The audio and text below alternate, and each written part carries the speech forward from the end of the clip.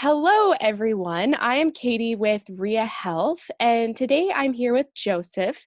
He is one of our members here at Ria. And Joseph, again, just want to thank you so much for taking time to chat with me today and share a bit more about yourself and your experience. It's my pleasure. Thanks for having me. Of course, of course. So I just want to get started, I guess, by asking, what is it that brought you to Ria Health? So, what brought me to Ria Health? It's sort of by happenstance that I found your organization.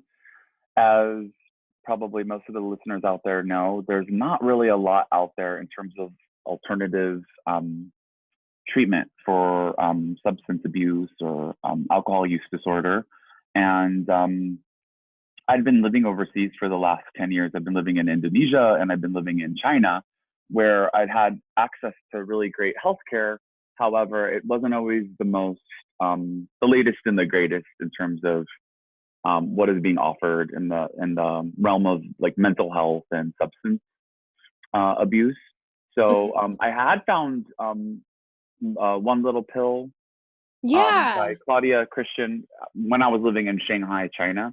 And so that really helped. And that got me onto the whole naltrexone methodology and reading up on that and doing a lot of my own research and sort of like piecing it all together from YouTube videos to books online that I would order to actually getting a subscription or a prescription rather of naltrexone from, I think it was like an Indian pharmacy or something like Yeah. that, which is kind of sketchy and I didn't always feel totally comfortable with. But I did it because I was desperate at the time. And so fast forward to 2017, July of 2017, I was continuing my research. I sort of had a lapse in terms of my naltrexone use. I sort of got off the program, so to speak. And I sort of wanted something that was more comprehensive and not me piecemealing things together myself. I wanted like the professionals to be doing that. Yeah. So just by chance, by happenstance, I was on Google and I just started putting in those keywords like One Little Pill, naltrexone, low dose naltrexone, alternative treatment, and then Ria Health popped up, and it was sort of a no-brainer, and it was like great timing, so I just went for it. Very cool. So it sounds like you came to us after you'd kind of already tried out the medications with yourself on your own. I know I've heard from others who have gotten it from the Right. India pharmacies, and it's a little like, Yeah. this doesn't feel right. Right. But you kind of came to us with a little bit of knowledge and experience, and you were looking for more of a professional kind of comprehensive way to help guide you through this process. Exactly. That's right. And I felt comfortable, and um, I felt relieved, and I felt like what I had been doing for myself, like the self-diagnosis and the prescribing myself naltrexone. I felt comfortable in the beginning, but as time went on, I kind of felt like there were missing pieces, Mm. and I didn't know how to put it together. And Ria Health had all of those things thought out by the professionals, and a plan is put together, and the weekly check-ins are really great. So, I mean, you can't do something like this alone. And I was doing it in a bit of a silo, and Wow. it worked for a while, and I think it had its positive benefits. But ultimately, I think if we're looking for something that is a long-term program with long-term success, I think you need to be a part of a community, and you need to be a part of a team. Yeah. Because I guess, that leads me to another question in changing your relationship to alcohol. Mhm. Um, how has it impacted other areas of your life, or what else has changed in your life since you've been with Ria and really been on this journey of making these changes? I think that the biggest thing for me, and the biggest part of alcohol use disorder, is anyone that has suffered from it in the past or suffers from it now realizes or knows, like, probably one of the most damaging parts about it is the fact that your brain can only hold so much information that is not a kind of alcohol driven. So Mm. you kind of think about it, you sleep about it, you dream about it, you you're constantly anticipating it the next time you have the opportunity to drink, or you're planning your sort of schedule around when you're going to drink next. And I Mm-hmm. think what going through the Ria Health program has done is put it on the back burner and sometimes taken it off the stove completely, to go along with that metaphor. Um, so yeah, I think that I don't think about it as often, and that's such a huge weight off of my shoulders. And it allows me, and it has allowed me to grow in other areas of my life, in terms of like health and wellness and becoming more physically fit and psychologically fit, and to be able to plan for the future more.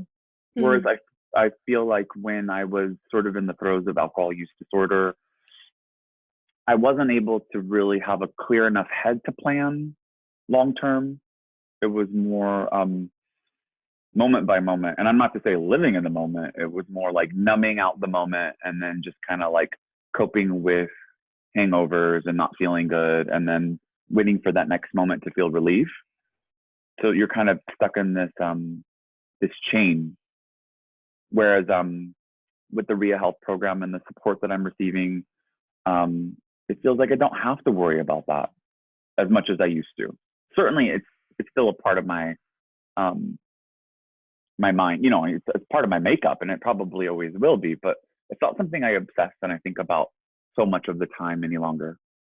That's amazing. So, like, my question, I guess, is now that it's not, as you're saying, not it's more on the back burner or maybe not on the stove even anymore.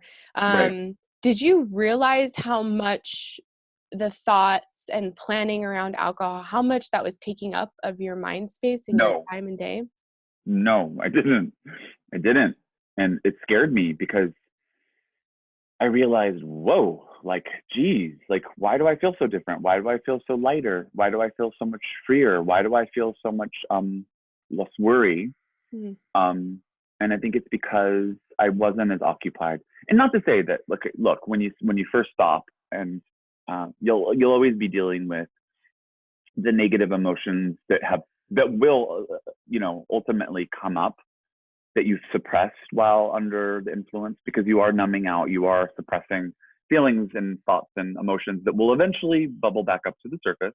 So Mm-hmm. you're still going to deal with those. You're going to deal with the physical, the mental, the physiological effects of depriving yourself of something that you're used to having regularly.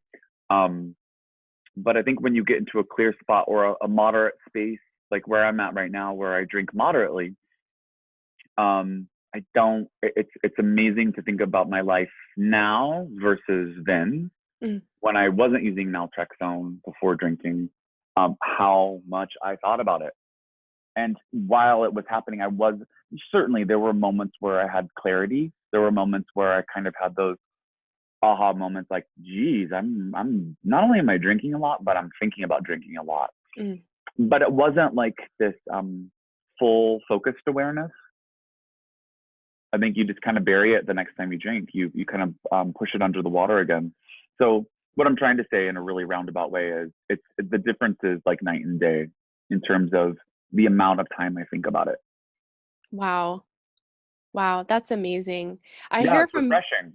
Yeah, and I hear from so many people that that is the most surprising thing, like, over time, as they start to think about it less, they're like, "Wow, that I was thinking about it a lot, and I wasn't even aware of it." Mm-hmm. So not only was I drinking a lot, but I was thinking about drinking a lot, and so it's Yep. almost like this new doorway opens up, and you're like, "Oh my gosh, what do I do now with this free time and energy and thoughts and all Yeah. these things?" Yeah.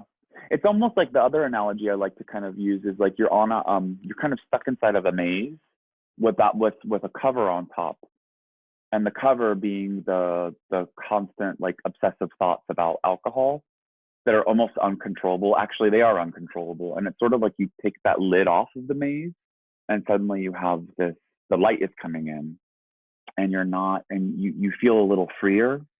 You still might be in the maze, but at least you have the light to guide you. Wow. So yeah, it's pretty powerful.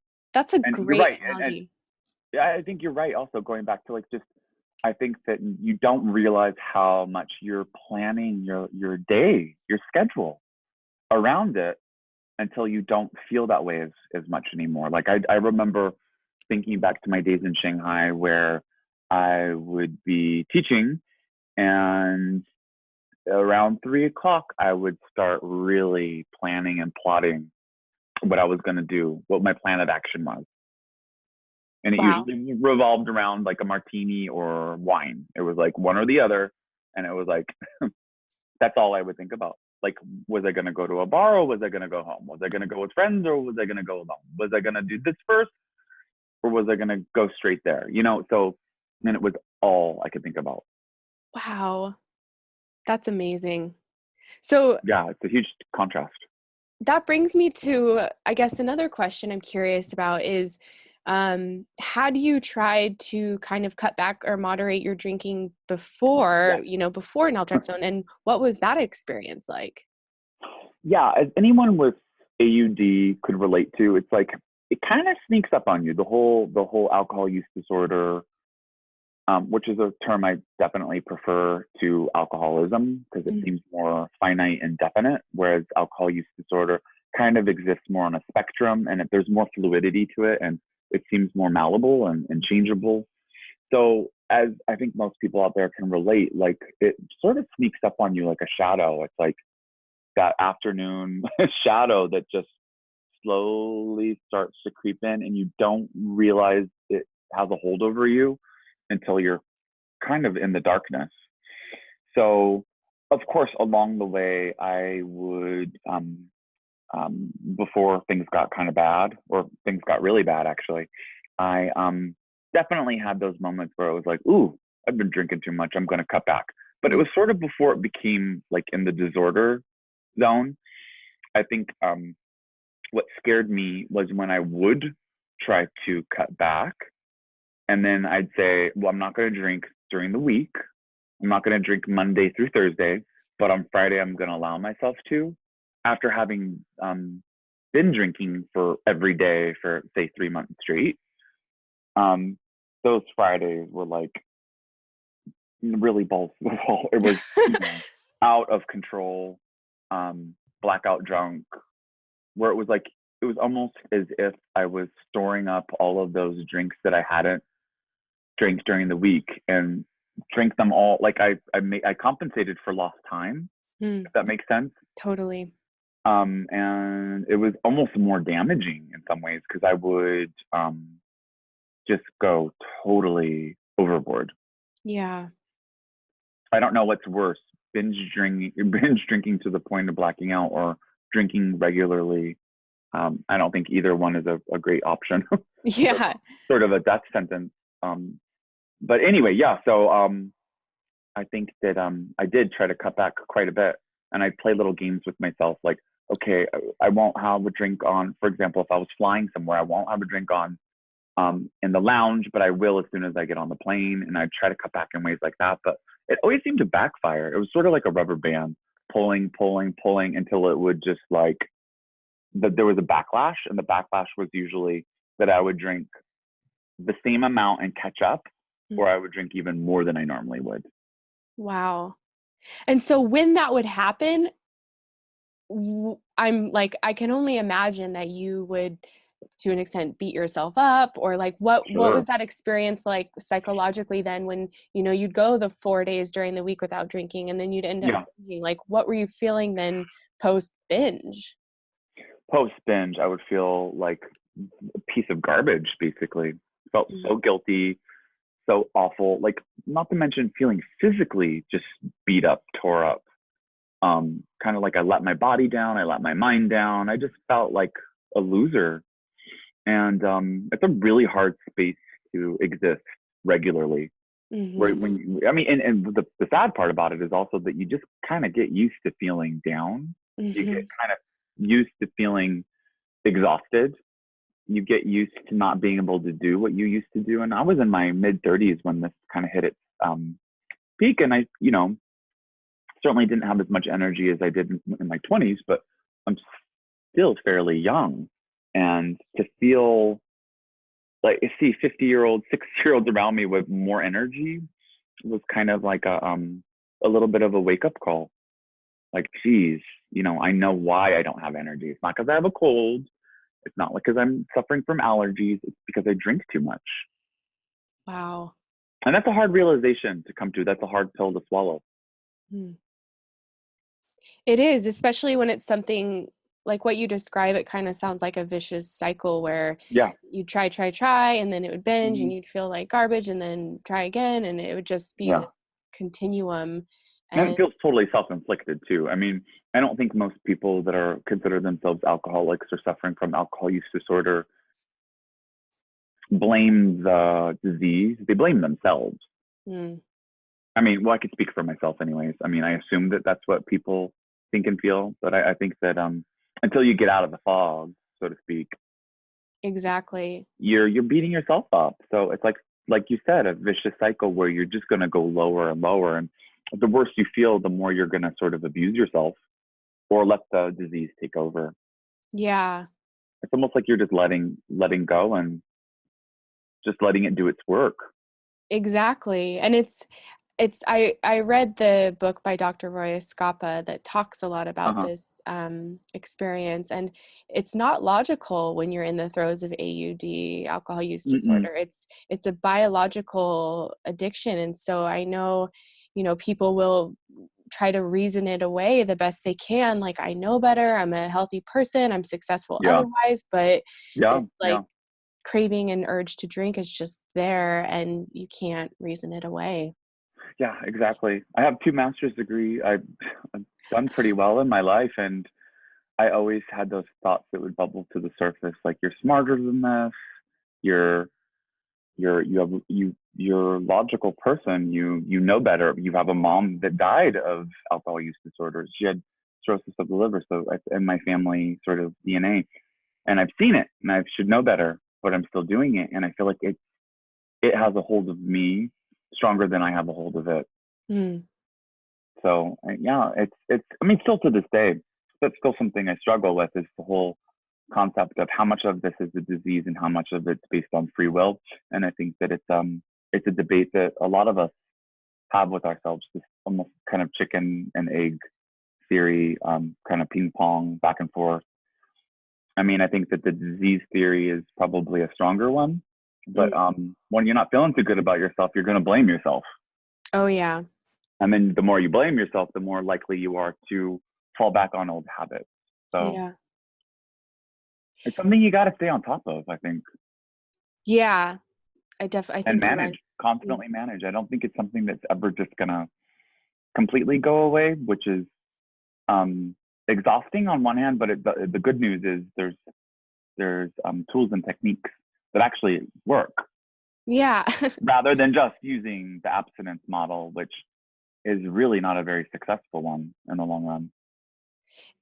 It's not, and a lot of people have tried and tried and tried and fail, and again, Mm-hmm. it goes back to that vicious cycle of what's wrong with me? Why can't I just commit to this? Because, there's Yeah. that moment where you really want to change, you really do, and you feel excited and inspired and Yeah. you're committed, Mm-hmm. and then the alcohol deprivation effect, I don't know if you've heard of that Yeah. term too, but then Uh-huh. when that kicks in and you're feeling deprived of alcohol, the longer you're abstinent and the Mm-hmm. craving Mm-hmm. And it down doesn't the just line. go away with time. No. It actually grows stronger, which is like that's the catch 22 of it. You're trying to do the right thing for yourself by ridding yourself of something that's so toxic, and in the meantime, your body is actually craving it more and more and more. It's almost it almost goes against seems to go against nature. It's I don't know. It's and I think that anyone that has other family members that go through this as well. My sister, as a matter of fact, goes through the AA sort of methodology, and that's what she believes in, and more power to her, right? Um, Totally. the only problem is that she's relapsed more times than I can count. Mm, And when she relapses, she relapses hard. mm. Like I'm talking about hospitalization hard, like where her liver is at this point so damaged. And looking at her, you would never know. She's beautiful. She's a professional. She's been to hell and back though over the last 10 years with her alcohol use disorder because she's treating it with an abstinence based model, which it's like the rubber band. If you pull it, it's gonna snap eventually. Yeah. It's gonna snap, and it does. I mean, in 10 years, I think there's been literally more than 20 relapses. And not to focus on her or to shame her for her experience. It's just as an outsider looking in, it's I would much rather prefer taking the low dose naltrexone method and kind of taper off slowly but surely and change my relationship with alcohol on a physiological level and spiritual level versus just going to this program that was invented in the 1930s. Yeah. And it's kind of like, just quit, just stop, which sounds very plain and simple and it speaks to some people. But if it was so successful, then why aren't they staying sober? Exactly. And that's the story we want to change at Ria Health. It's like there are evidence-based approaches that are out there that are shown to be tremendously more effective, whether someone's goal is to, become a moderate drinker from a heavy drinker, or if they want to become abstinent one day. Like, you can achieve that using these ways that are shown to be more effective in changing your relationship to alcohol. And we want to, spread the word about these different options. Yeah, absolutely. I agree. And I think that it's really interesting because I've tried to talk to a few different family members about Ria Health and LDN, low dose naltrexone, and to talk about just like One Little Pill documentary. And his name escapes me, the doctor that basically came up with the American living in Finland. What was his name? Oh, Dr. David Sinclair? Sinclair, the Sinclair Method. Ultimately, the Sinclair Method. Yes. And I've had so much pushback. Interesting. It's really interesting. It's really interesting. And I don't really understand completely why. And I have a cousin that's a full-blown alcoholic, and I've talked to him about 3 times about it. And he said, I just don't want to take a pill. I just don't want to take a pill. And I said, but you're like walking in misery. Like, you are in so much pain. You're not living, forget about the best life that you could live. You're not even really barely above the surface. Yeah. But he would rather, I don't know. It's a mentality. You have to, first of all, you have to want to change. I think that's half the battle right there. Exactly. And I think what you're saying about not wanting to take the pill, when someone's coming from the outside and they don't really know a lot about the different medications you can try, like naltrexone, I think sometimes people think they're replacing one problem for another with a pill. But, in my experience and in talking to people, that is like the farthest thing from the truth, because naltrexone is, it's been around for decades. It's a super safe medication. It's non-addictive. And it's really like, for me, it's like a stepping stool to really get you to where you want to be. It's like your ally or your friend along the way. It's not a replacement for anything, but it's almost like a guardrail for you to, as you said, like really change this relationship to alcohol. That's a good way of putting it. It's like a guardrail or even a safety belt. It's like, would you want to drive in your car without putting it on your safety belt? Yes. I mean, it's a little bit awkward at first, but you get used to it. You don't even think about it anymore. And if you do have an accident, you're most likely not going to die. Your chances decrease considerably. So I do sort of think of LDN like that. I played around with the dosage on my own when I used to be a doctor, a faux doctor. But back in the States and working with Ria Health, I've changed my dosage. I've actually upped the dosage because I was afraid that I was still maybe drinking a little bit too much. And the doctors have been so supportive, and my coach has been supportive. And it doesn't really, the side effects also are just, I think the most I've ever felt was a little bit dizzy. But I switched the dosage, I lowered the dosage, and then I don't even notice anymore. Don't even notice. Wow. So, but what I do notice is the urge to keep drinking is majorly reduced. So whereas when I used to be able to suck down a bottle of wine in like, it felt like 2 minutes. It felt like I was always looking at the size of the glass, the pour, is that really a full pour? I mean, I would send glasses of wine back, especially in China where they don't use the same standard. But I always wanted my money's worth, and I always wanted it to be a little bit bigger than like a full pour. I'd be able to I wouldn't be able to enjoy one glass because I was already thinking about the next bottle. So, Totally. and I think nowadays when I take naltrexone an hour or an hour and a half before drinking, when I'm drinking my first glass, I'm thinking about the first glass, and I'll probably have a second or a third on a special occasion, but I'm not obsessing over it. Mm, I'm not disengaged from the conversation because I'm thinking about a way to suggest that we order another bottle without sounding like an alcoholic. totally. So that's like the old me was I wasn't even present for those conversations. I wasn't present in these really beautiful places in the world, vacation spots, hanging out with friends at a local whatever, having great conversations, telling stories about our lives, making connections. I was on to the next bottle of wine or third bottle of wine and thinking about how I could order it in a way that was inconspicuous, in a way that wouldn't make me seem like I was a lush. Wow. And that's talk about taking up time in your head and space in your mind. It's it kind of almost blocks out your ability to connect with other people because those relationships are based on connections. And when you can't connect with people because you're too busy about protecting yourself because you want to order more alcohol and you want to order it in the right way and at the right time without making yourself seem like you have a problem, that in Totally. itself is a problem. Totally. I think you described that so well, what the experience is like when you're in the throes of AUD and like Hmm. you're not even enjoying the drink because you're looking for the next drink. And again, looking at your friends, how fast are they drinking? Is it going to be Yep. weird if I get another drink and they're still on their first? And all these Uh-huh. thoughts. And now what's it like for you? I know you say you feel more present, but does that even happen anymore? Or is it, I mean, of course, there's been moments where I'm like, are we gonna order another drink but like so let me give you just a concrete example. I went out with some colleagues and we had it was after a really long night. We were at school until I think 8 o'clock or 9 o'clock at night. We were here since 6 o'clock in the morning. So it was one of those nights where you just felt like I kind of deserve this. I kind of want to connect with my colleagues. I want to debrief. I want to like reminisce about what happened today. And I think we had 2 glasses apiece.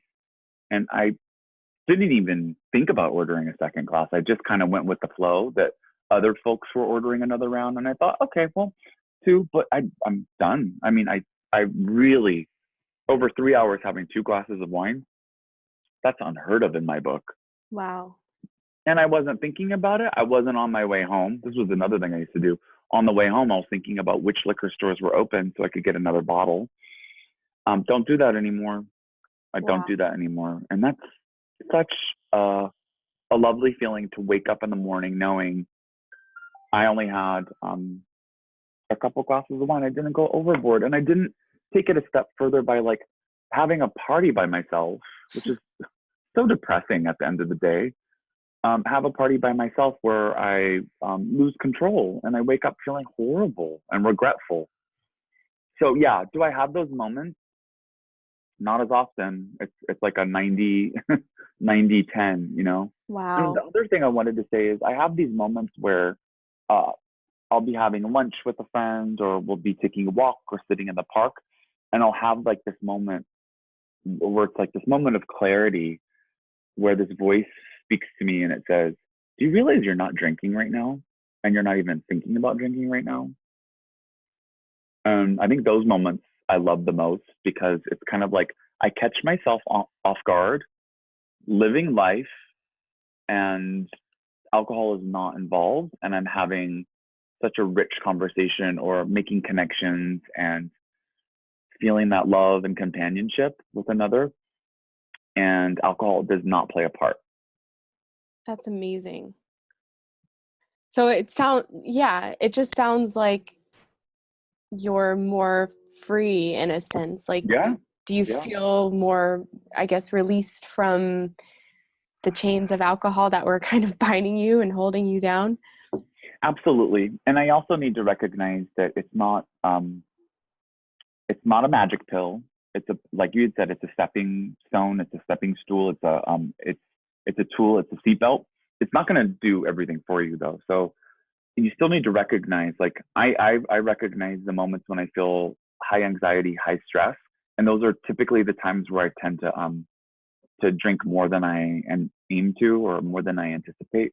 And I know it's going to come around the holiday season, like Thanksgiving is on on its way, and at like the more family you put in the mix for me, the more stress stress levels go up. So knowing when the train is going to get a little rocky, and knowing that your go-to is usually, you know, for me, wine or vodka, you could kind of plan and prepare. And Hmm. one thing that my coach taught me is to sort of delay gratification a little bit. Like if you take your naltrexone at 4 o'clock, and like dinner's starting at 5 or drinks are starting at 5, see if you could wait until 5:30 after you take naltrexone. And especially when you take naltrexone and you kind of delay, like every other drink is going to be soda water or something like that. You play little, they're not tricks. You use different strategies to basically delay the gratification. It's not taking it away completely. It's giving it to yourself in smaller bits and pieces. So eventually you're not expecting it all at once. Mm. And the naltrexone acting, on a physiological level at that point, when it's kicked in after the 45 minutes to 1 hour, um, you're going to desire it less anyways. But going in with that frame of mind, going in with a plan is always a good thing, especially when the times get tough. Because on a normal, typical day-to-day basis, it's easier because the stress levels aren't that high. But on those moments that we all know, and it's a case-by-case scenario, you kind of have to be a little bit more intentional. Yeah. I think that that's really well said about setting the intentionality around it and just finding Mm-hmm. ways, because with the support of the naltrexone, like it's not as much of a, oh my God, I gotta have it. And like you described, thinking about the next glass before you're even done with this one.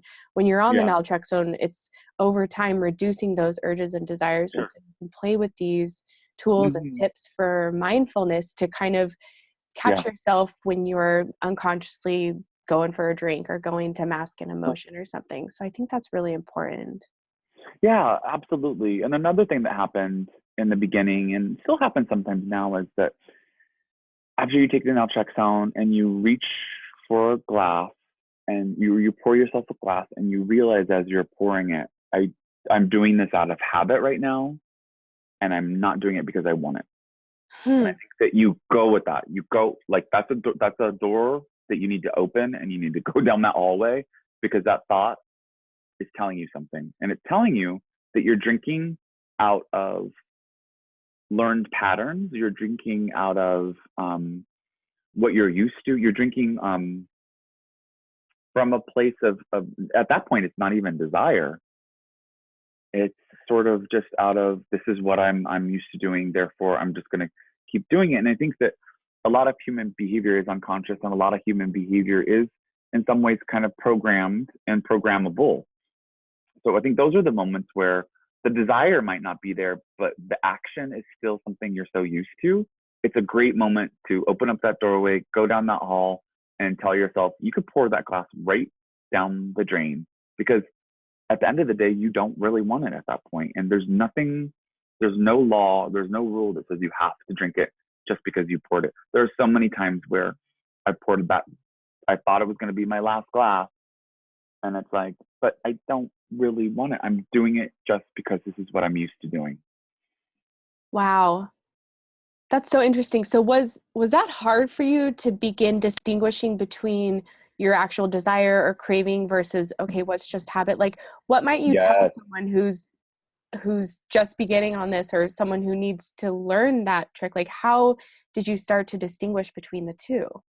Well, through a lot of like self-reflection and a lot of just myself trying to be as aware as possible. And it's hard when you're drinking, because I think a part of the point of drinking is to feel numb, and to sort of go underwater, so to speak, to like get get away from your feelings and thoughts and uncomfortable, um, whatever you're thinking or feeling at that time.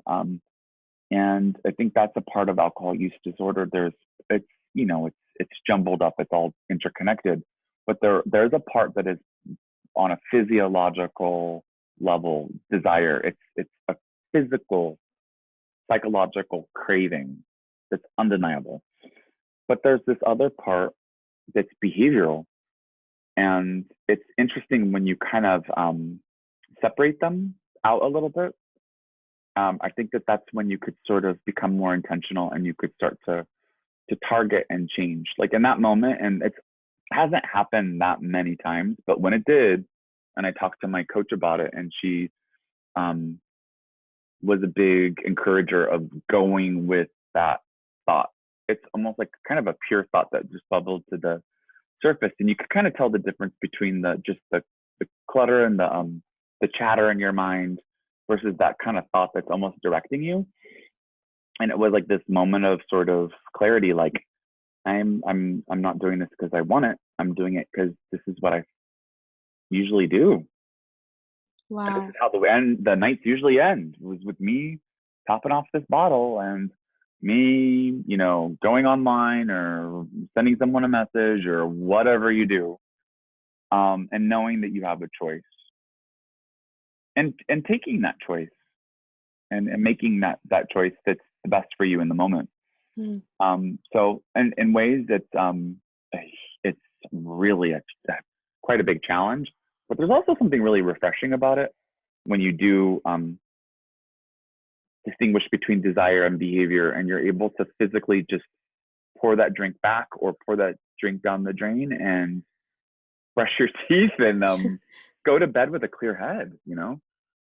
Yeah, and the feeling of empowerment that comes with Uh-huh. that, when Yep. the comparison before is you being kind of controlled by the drink and the bottle, and here's you Yep. kind of back in the driver's seat of like, I'm Yeah, consciously totally. deciding not to drink. Like, wow, this is really cool. And even though I have had 3 drinks and it's 3 more than I wanted, I took my naltrexone, and I'm making a clear decision right now to take control back.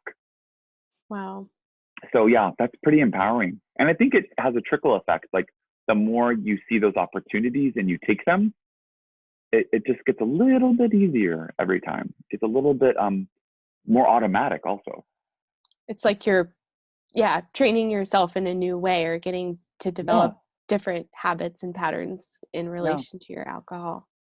Yeah. And certainly there have been moments where I'm like, okay, fuck it. Like whatever. Like, yeah, that's what I'm used to doing, and I'm gonna keep doing it.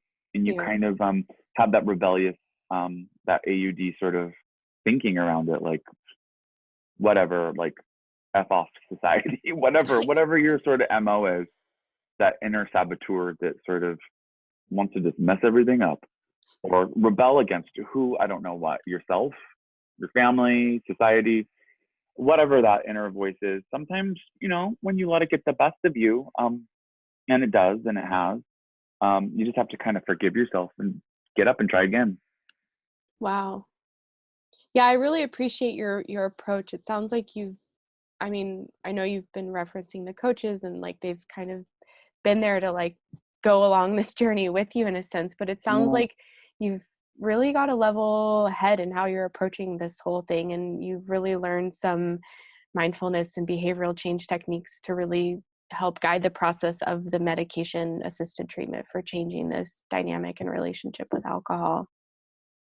Yeah, absolutely. There's no one way to do this. I think you have to approach it from a creative place, and you can't rely on one methodology. You can't rely just on this pill. Like it's, I have to say, it's a godsend, and it does so much in and of itself. I think without it, I wouldn't be where I am right now. However, it's not the only thing. You do need to take a multifaceted approach and get creative. Like, don't just lay back and expect that it's going to do all the work. Take those opportunities where you feel very clear-headed or lucid, and when that inner voice is kind of directing you in a certain way, go with it and see where it takes you. Because you might be surprised, and it might take you in a place where you learn new and more positive behaviors slowly but surely. Yeah. And it's not linear. I guess that's what I'm trying to say. It's not a linear process at all. It's a roller coaster ride. Well said. And I think that's really important point to make because, like you said with the pill, like especially as an American society, we want a pill to fix everything and a quick fix, and Sure. it could just be wham bam, it's all done. And Yeah. I think people who want to change their relationship to alcohol, like you've said, you really got to want it and then also go into it. Like, I really appreciate how you're saying with being creative because it's not going to be just a magic process and everything's going to be Mm. fixed. It's filled with ups and downs, and the ups are so amazing and they're experiences you've never had before. And the downs are still, your downs, but it's the progress that happens over time and the changes you see over time. And as they add up and you really start to accumulate these new thoughts and behaviors and ways of being and interacting, it becomes this almost whole new version of yourself. Absolutely. And also for me, it's a version of myself that I remember, that I remember when I was at my best. And it's like, it's sort of like you take off from where you left off before the disease took over. And that's a very empowering feeling because I think with anyone that has experienced alcohol use disorder, um, or abuse of any sort of substance, really, um, there's a lot of guilt, there's a lot of shame, and there's a lot of um, feelings that you've lost or you've wasted time. And I think that that's a prickly subject for a lot of folks out there, myself included, that you've wasted time, that you've thrown a bunch of energy and days and years and months and weeks down the drain, and it kind of feels like you can't get them back. But the good news is when you become clear-headed, your endorphins start to come back, and you start to have those good feeling chemicals, and the experiences in your life start to open up and change, and then it feels like the possibilities are endless. And that's the feeling that I used to have, and that there's a lot of hope. And Wow. when you're drinking regularly, I speak for myself, and I'm sure I speak for many out there. Hope is not a feeling you're used to having, or it's not a feeling that comes very often. You get kind of used to feeling blue. You get kind of used to feeling anxious. You get kind of used to having moments of happiness and having moments of hope, but they don't carry you very far. They don't carry you into making long-term plans and living out your goals. And relationships suffer. And I guess that's the thing. When you start getting clear-headed and you start drinking in a more safe and healthy way, not all the relationships in your life are going to thrive. Some start falling off. Actually, that's the part that surprised me. You realize, whoa, some of these were, I don't know why these people were in my life, but they're not there anymore. And I thought that all my relationships would begin to flourish and I'd figure things out. And I was a part of the problem. And sometimes you attract people when you're in that space that you just don't need. And you don't Yeah. realize it at the time. But when you start getting more clear headed in your behavior and your attitude and your health starts to improve, those people do start to sort of disappear from your life for better or worse. Yeah. Yeah, it's almost like the life and reality that you manifested from this kind of foggy alcohol-induced state, and then as that Yeah. starts to drop away, it's like you become more clear and intentional in your day-to-day life, and you decide what you wanna have in there, and that's not always easy. I know sometimes we have Mhm. to let go of relationships that we thought were one thing, but as we get more clear, it's like, "Oh, it's not what I thought it was." Oh, yeah. And sometimes, and that's a painful and liberating part. I mean, it's like the two sides of the same coin, really. There have been relationships that still to this day I mourn the loss of. There was one particular person back in Shanghai, and she was one of my favorite drinking buddies.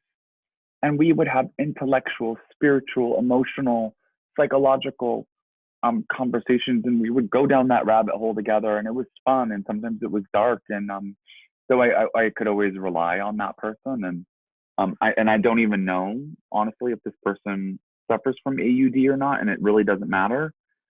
But when I started to change, I noticed that relationship started to change, and it made me kind of sad, but ultimately, when I looked at the bigger picture, I was allowing new relationships and older relationships to flourish that were sort of stagnant or on a standstill because it just wasn't really available and my energy wasn't there, my headspace wasn't there. So I think in the long run and long term, other relationships or old relationships that I cherished and that I valued when I was a healthier person started to resurface, and so I could focus on those.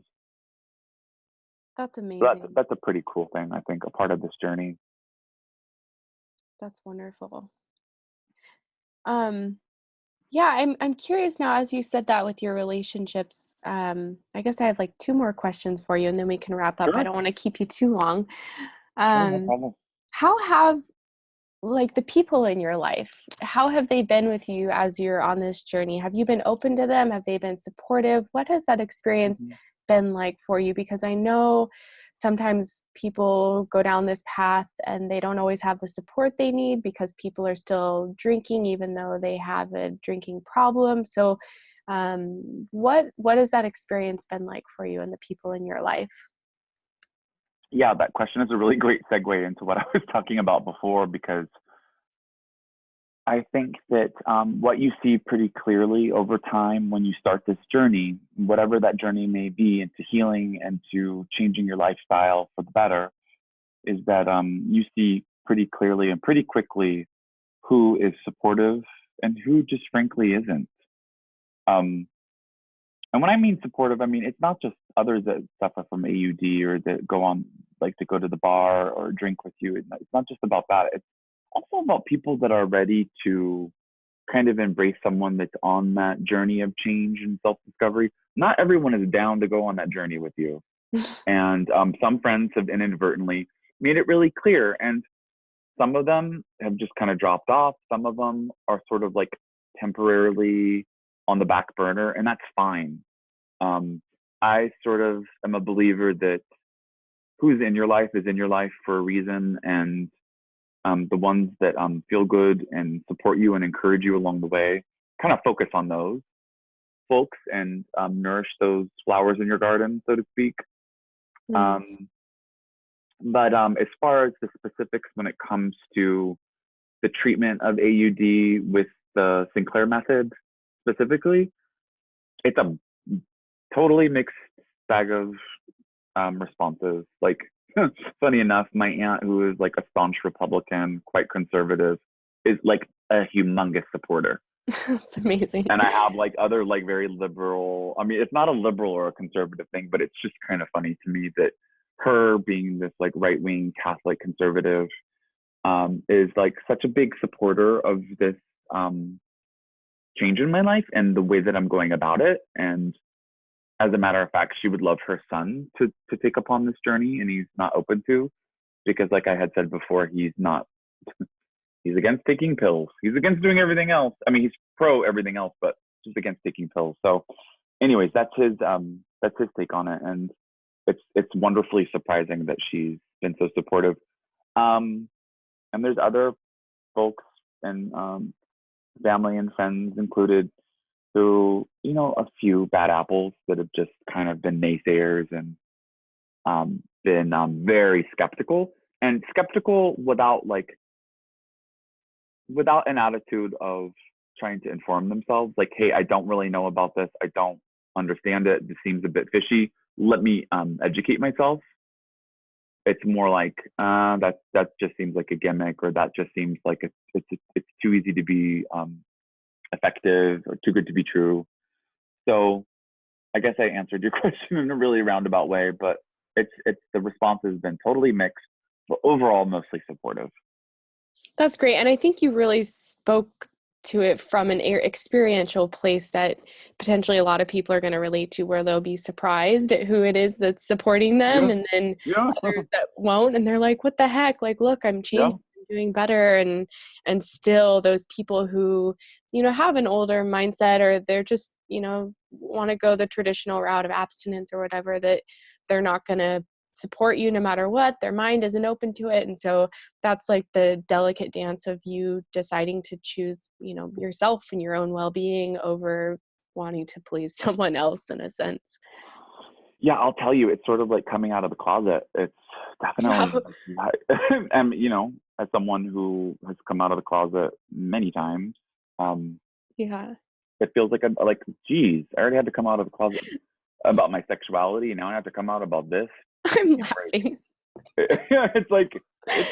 I have to say, it's not always fun, and it's sometimes it's really exhausting, and sometimes you don't know what the person's response is going to be. So it's like you're sort of walking on eggshells, and I don't tell everyone. It's really none of their business at the end of the day. Yeah. And I felt like in the beginning I needed to disclose it to everybody, and then I was like, why? What am I getting out of that? Like, I'll tell the people that are the nearest and dearest to me, and it's not a big conversation that I have any longer because it's been a minute. So it's really about my relationship with alcohol. It's about my relationship, and I like to have my coach as an earpiece every week to kind of debrief and to talk about like the things that you and I are talking about right now. I have a few other people in my life, but that's good enough for me. Yeah. That's amazing. I don't want to prove myself. I don't want to debate. I don't want to try to like change people's minds. This is what I'm doing, and I'm informing you, and I'm not. It's not a debate for me. It's if you want to educate yourself, go for it, and I'll provide you with a lot of resources, and I'll give you the 101. I'll give you the basics, but other than that, it's not my job to convince you, that global warming is true, sort of thing. Totally. It is what it is. And like as you said too earlier in our call, it becomes like it's like wearing the seatbelt analogy. It's a little uncomfortable at first. You have to kind of adjust to it, but once Sure. you adjust to it, like it becomes almost second nature. So Yep. it's not a deal at all. Like you can still go out with people who may or may not know, and you've taken your medication, and it's like nobody needs to know. Yeah. Nobody's gonna Nope. know. Like they might notice I'm not getting blackout drunk anymore and be curious, That's but right. Yeah. That's always a good thing. No, and I have like Claudia Christian. She had that little pill. It's like a little pill the case keychain thing, that yeah. attached. Yeah, yeah, yeah. I found it online. I'm not joking. It was $1.99. It's like a chrome, I want to say, little piece that fits onto my keyring. And my students have asked me what it's for, and I just said it's to hold my important pills. And I left it at that. And it's funny that no one comments on it, but it's there really as like a kind of an emergency in an emergency case where I know like I get invited to something that I really don't want to turn down, and I know there's going to be alcohol there. I know it's on me. Mm. I always have my keys on me, so I know it's there, and I know I can take it an hour before, and I could plan, and I could be intentional about it, and not have to miss out on fun times. Yeah. Yeah. So I think that's it's also like I think that the longer you go through this process, the better you get at sort of plotting and planning and being increasingly intentional about your behavior. When you drink, when you just say no.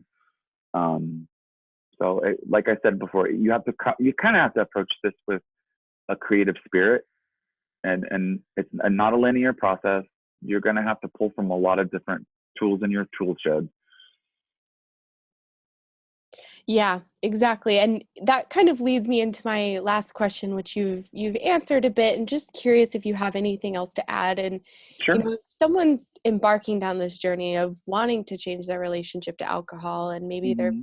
they're stumbling upon this interview and not clear what to do or where to go. Do you have any tools or tips based on your experience and the success you've had so far? What would you tell someone who's in that place? Well, I'm having a bit of a out of body moment right now because I'm honestly I'm so grateful to be having this interview with you because it's almost like I'm seeing myself 3 years ago, um, going on YouTube, going on Google, going on different search engines and scouring the web high and low for information for interviews. And look, there's not a lot out there. There's a handful of interviews. There's a handful of experts that talk about the Sinclair Method and this way of approaching alcohol use disorder. So I'm grateful to add my name and add my voice to this list in this community, which I hope grows exponentially. Mm. from now on. And what can I say to anyone that stumbles upon this is that it would not hurt you to try this. It's like, as Claudia Christian said, it's like taking aspirin, but the benefits far outweigh any sort of deficits or change that it would put upon your lifestyle. If anything, try it for a couple months. Try it for a month and see how it works for you. If you're at a place where you're questioning it and you're thinking about it and it's taking up a lot of headspace, then you're probably in a place where it's not going to hurt you to try. It's only going to help you. And if the results after a month or two are not to your liking, then go on another journey. But try it. I took so much time looking at alternative treatments, and I've done so many of them, from hypnotherapy to silent yoga retreats to you name it, I have done it. And this is the only one that has actually held traction. This is the only one that I actually found myself move forward and progress. I've done the 12 steps, AA model. I've done it all. And this is the only one where I've actually seen change on a physical, emotional, spiritual, psychological level. So if it works for me, it could work for anyone. And I was really and truly in a place of depression and hopelessness before this. And it's really given my life a 180. And if you would have asked me 3 years ago, I would have been a naysayer and I wouldn't have believed for even a 10% change. But I was willing to do anything and try anything. And I am so grateful that I did. Wow. It's inexpensive. It's the research is out there. You just have to look. It's inexpensive. It's easy. It's discreet. And you could do it in your own way and on your own time. You don't need to go to a group, but you can rely on a community, virtually or in person. It's really up to you. And like I said, the benefits really outweigh any sort of negatives. Wow. Thank you so much, Joseph. It has made my day to talk with you.